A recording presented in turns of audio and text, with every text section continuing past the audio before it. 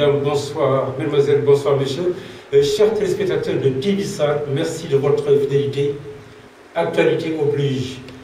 La radio se mobilise et la rédaction tout entière pour rendre hommage à une consoeur qui est décédée au Mali le 2 novembre 2013. Il s'agit bien de Ghislaine Dupont.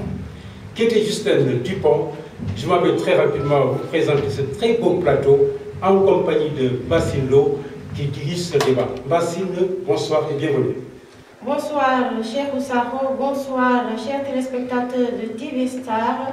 Ravi d'être là ce soir. Nous sommes le 2 novembre 2015, une date historique qui nous rappelle l'assassinat de nos deux confrères Ghislaine Dupont et Claude Verlon. Avant de nous introduire, écoutons un élément de RFI, ramassé et concocté par Bintou Sagna. 4 jours après l'assassinat de Ghislaine Dupont et de Claude Verlon, près de Kidal, dans le nord du Mali, Al-Qaïda au Maghreb islamique a revendiqué l'opération via le site internet mauritanien Sahara Media.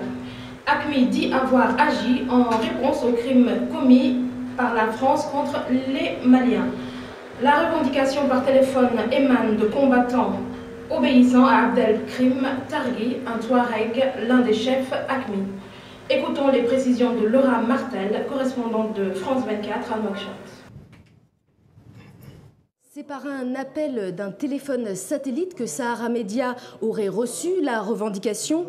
Un homme parlant d'abord tamashek et se présentant comme le messager d'Abdelkrim El Targhi, le chef de la Katiba Al-Ansar, a lu un communiqué en arabe cette fois.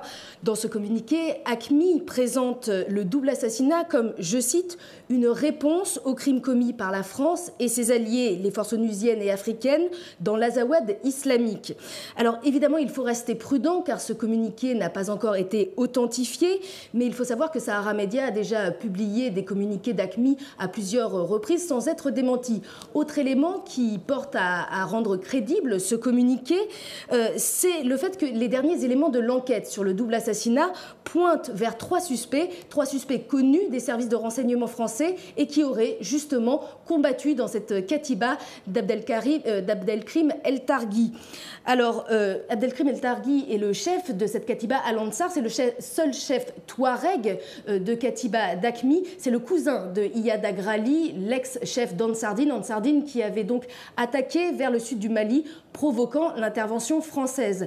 Cette Katiba, d'autre part, a participé au fait de relâcher les 4 Français d'Arlit il y a 8 jours, et cette Katiba Al-Ansar détiendrait encore Serge Lazarevitch, enlevé fin novembre 2011 au Mali, à Ambori, et avec Philippe Verdon retrouvé mort, Serge Lazarevitch, lui, toujours aux mains de ses ravisseurs.